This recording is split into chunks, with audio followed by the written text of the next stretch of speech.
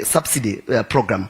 But I think among the negotiations of the subsidy program, one of the things that had to go is the wholesale price cap.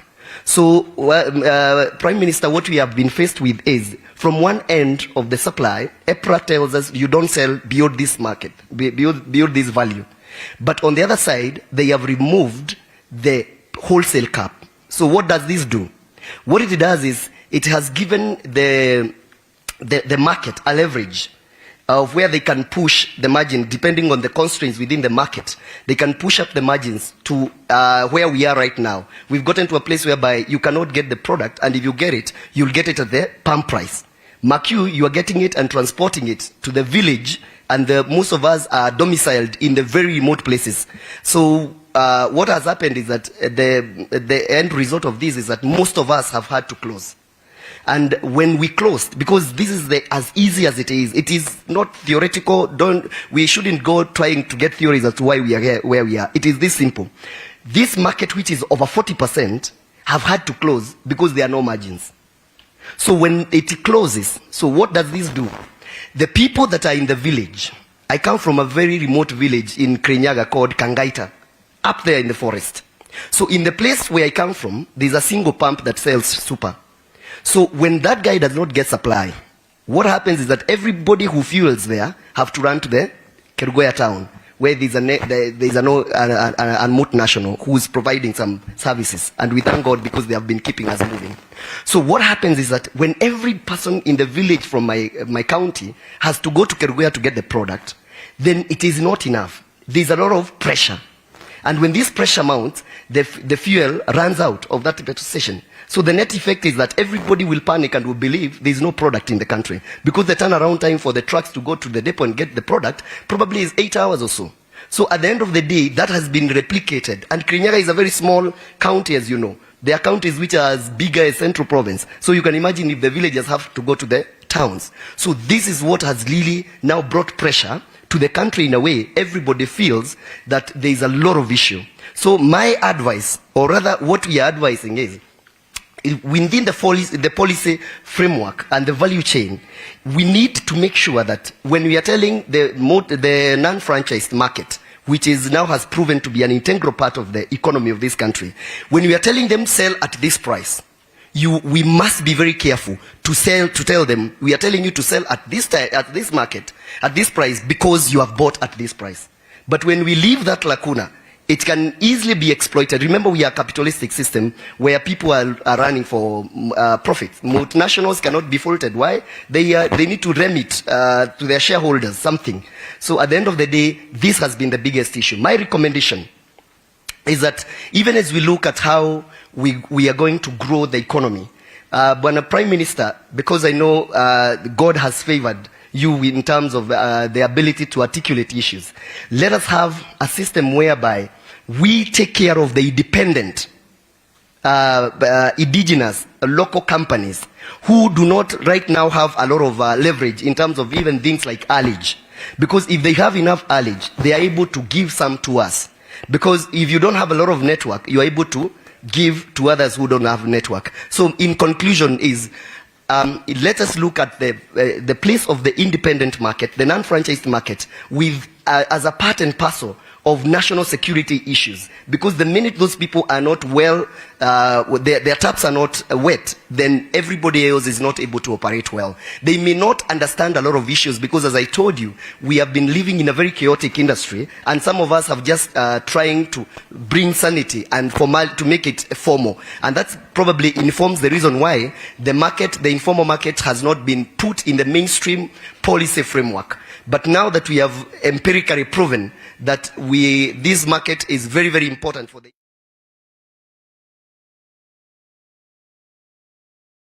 previously, that needs now to get there. And the good thing is that we have formed formal organizations and formal grassroots structures in terms of marketing, that we are able to engage with the policymakers in a view to make sure that all those people are reached. Today, everybody is looking at us because they are our members to give us some hope on when they are likely to get the product. Because even as we are talking, there's still an impasse in terms of delivery of products. That differential that is coming, that the oil market, and we understand the place of the oil marketers, they are not able to sell to product to us right now because the difference between the cost that they should sell and what EPRA has recommended is very big. And nobody wants to go to that loss. So it's as big, I think this coming month, it should be as big as 40 shillings because the prices should be around 175 and we are told to sell, we are telling somebody to sell at 135. Without proper mechanism of guaranteeing that this person will be reimbursed, then we don't want to fault them for not releasing the molecules to us. So we ask that as government and as people who have ear of the government, make sure that as policymakers, you pass this forward. That if we don't take care of that segment of 40%, upward of 40% of the market, then we are likely to have a very, very big issue in terms of supply chain logistics. And it will precipitate to issues that could be even bigger than what we have seen. So with those remarks, I want to really appreciate you for coming to us and listening to us. And anytime that you need information from the grassroots, we are the people that will be able to give you that information. Thank you very much. I appreciate it. Oh, thank you very much, Martin Shomba, as well. Your Excellency, sir, allow me to invite the national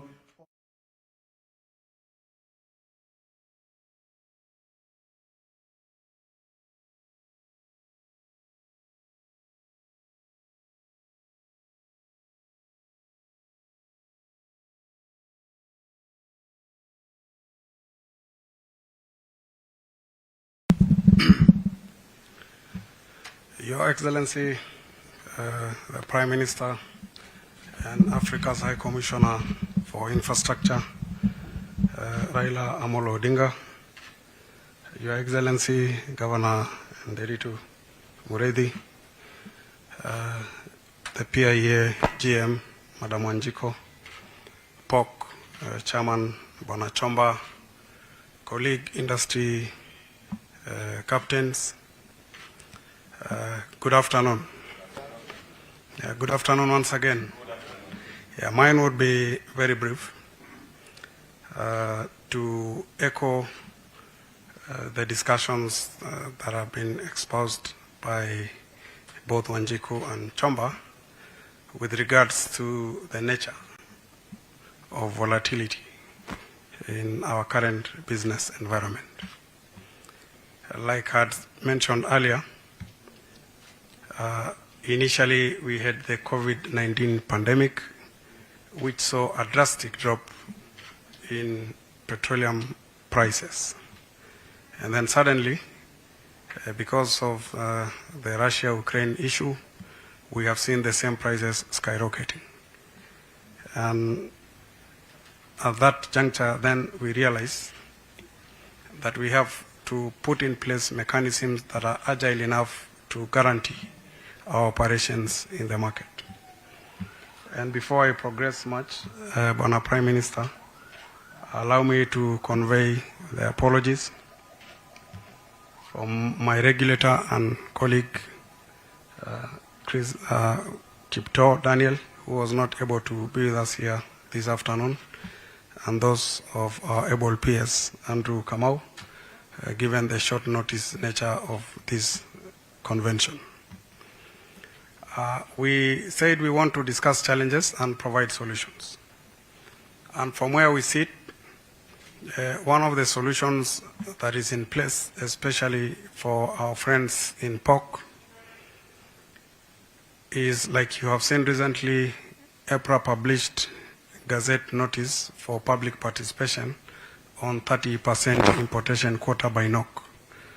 And principally, this is to come and support the POCs of this country by providing sufficient ullage for them through the National Oil Corporation. And in that case, then we will be able to guarantee the security of supply, like the case was with the establishment of NOC. The second, and which I want all of us to think, is that today we have a disruption in the market because of high prices leading to constrained cash flows coupled with the compensation issues. Now, can you just imagine today if you are told somebody has disrupted our supply chain infrastructure in Mombasa, what would happen?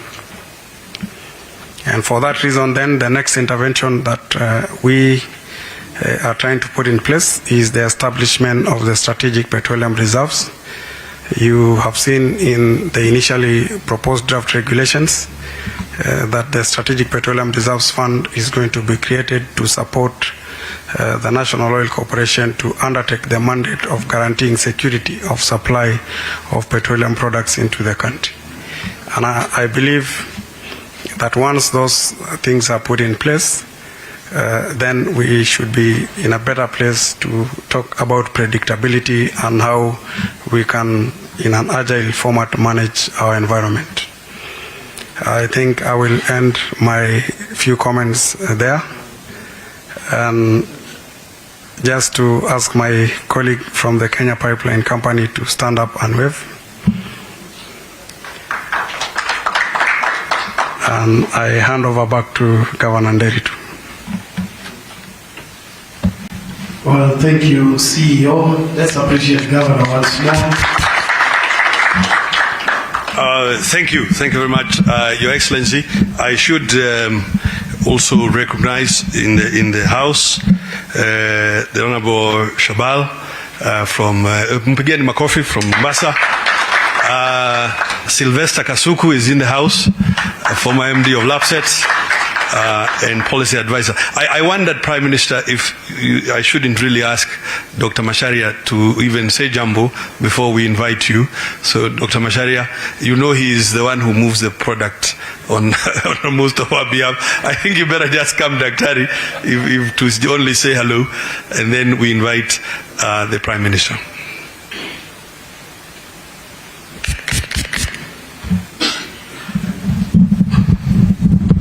Your Excellency, the Right Honorable Raila Amolo Odinga, I would like also to appreciate my Governor of Laikipia, His Excellency Nderitu. That's why he's harassing me. Let me appreciate also the aspirant for Mombasa governorship, Shabal. I think he's also seated here as an investor in Gulf Power, Gulf Energy, etc. Colleagues, good afternoon. The only thing I can assure Your Excellency is that Kenya Pipeline is full of product. I don't know where to take it. As we sit here, I have 200 million liters of PMS. I have 160 million liters of diesel, and I have 60 million liters of jet seated. I have Ashirami who is seated in front of you, delivering 120 million liters of super petrol. Then I have a vessel which is also waiting to deliver jet, 120 million in about 2 days. Then Ashirami comes back to deliver another 120 million of super. I don't know where to take it if we don't resolve this matter. So KPC, we are so wet. The country has all the product it requires for the next 1.5 months before I receive anything else. Thank you.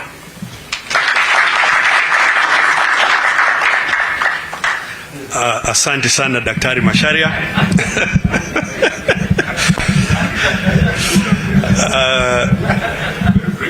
Daktari Macharia, kama angeongea Kiswahili ndio mungeshangaa, manake Kiswahili chake ni sanifu sana. Nataka niwashukuru nyote kwa mazungumzo haya, na basi Daktari, I know he had tried to coach me how to say it in Swahili. Nilikuwa nataka niwaulize basi tusimame ili tumkaribishe Mheshimiwa Raila Amolo Odinga atuongeleshe. Karibu sana Waziri Mkuu.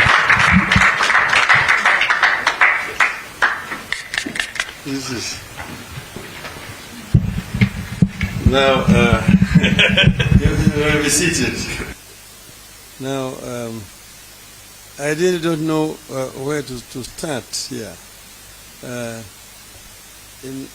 Once upon a time, in my earlier incarnation, one of my early incarnations, I was in charge of petroleum, of energy in this country. So I've been listening to those who have talked here before. Asiri Wanjiku, not our usual constitution Wanjiku, talk, and she was talking a completely different language from the other,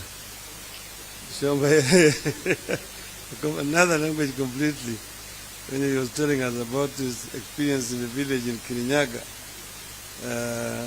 And then now we hear the KPC talk another different language. Somebody is telling you that I'm so full up. I've eaten too much that I'm almost bursting with food. And somebody out there saying I'm starving. There's no food here. Is it the same world, the same country? But we all know the cause of what we are going through here. It's a global issue, as you know. Caused, you can say, artificially. In my view, because of a war that did not have to happen. I don't know whether some wars have to happen, but because of that. Another thing is our preparedness as a country to deal with the situations like this. Because you must know that this kind of situation will always be happening even in the future. So a country must all the time be prepared for any kind of emergencies. When I was a Prime Minister, I constituted a task force on the petroleum industry. And the guy who was chairing it is with us here, Mr. Elisha Kasuku. That Mr. Kasuku. And they dealt with a number of issues. One is ullage allocation and operational issues. The other one was taxes. The other one was petroleum products pricing control. Another one was storage and strategic reserve. Another one was quality control. And the sixth one was licensing of marketers and operators. So this is, they dealt in detail about these issues about the importation, storage, and distribution of petroleum products in the country, so that the customer or the consumer does not have to suffer unnecessarily because of issues that have been artificially caused here. The issue of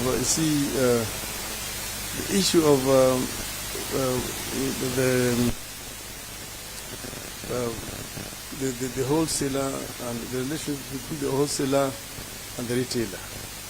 Here you've got the big marketers who have got a bit of cushion because they've got the financial muscle, you know, to be able to pay or to borrow from the banks and bring in large stocks if they can, if the small scale dealer like the one in Kirinyaga cannot get, they then give their own outlets.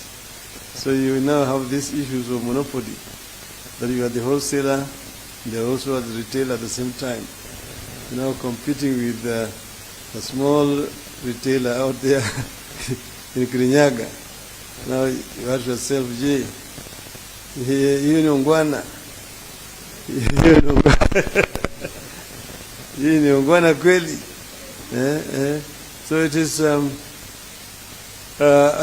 issue that really needs to be dealt with properly, and because the government, of course, has also the strategic, the reserve to come in at times like this. But the government also does not have any other source. Government has to collect taxes from the people. And if the prices are much higher than the taxes the government is collecting, where does the government get that additional fund to pay? So this is an issue that requires a much more extensive national discussions, that we come up truly with a solution so that we deal with these issues, not like an emergency, that we are responding to an emergency, but we have a proper roadmap on how we deal with these issues even in the future. I think this would be my proposal, that we could cushion the consumer from the suffering which is going on right now at the moment. In future, I've also talked to our friend from the Kenya Pipeline Corporation. This country needs to address the issues of strategic reserves properly. And that we need to have strategic reserves not at the port but inland. Because as you know, an enemy can just come and go down to Mombasa and bomb your reserve there at the port. The country will be completely paralyzed. Then they will just march into you the way Russia has marched into Ukraine. There's nothing you can do because you have no fuel. All your tanks cannot move. So we need to do this as a matter of urgency, to begin to put up strategic reserves across the country in places where they are not vulnerable, so that we are not taken by surprise in future. I'm happy that at least the government has now responded temporarily, and that is going to help ease the suffering of our people for now. But I think that all the stakeholders in this industry need to sit down and work out a more comprehensive program of how to deal with this kind of situation in the future, in terms of importation and distribution across board. And if this is done, in my view, we will not be able to face a situation like this in the near future. It's a situation that is avoidable. It can be done, and it can only be done with cooperation among all the stakeholders across this supply chain. Thank you very much. Thanks so much.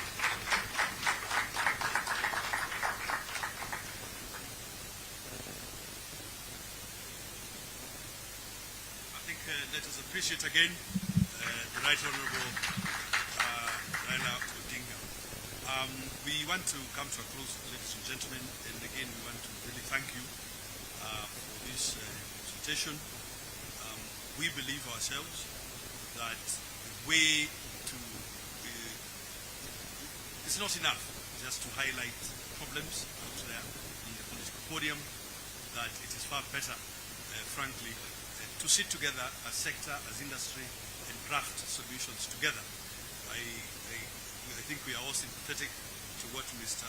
Shomba did say, that the selling price is fixed, but what they are buying us at is no longer fixed, and that therefore their margins have been squeezed to the point that they are closing. And therefore, I think that this is an immediate thing for us to address, and we all agree with Manjiko and the Right Honourable Prime Minister about this question of the stabilization fund and the operationalization of these rules. Ladies and gentlemen, we propose to bring it to a close. May I request you to remain seated to allow the Prime Minister an opportunity to leave, and then the rest of us can.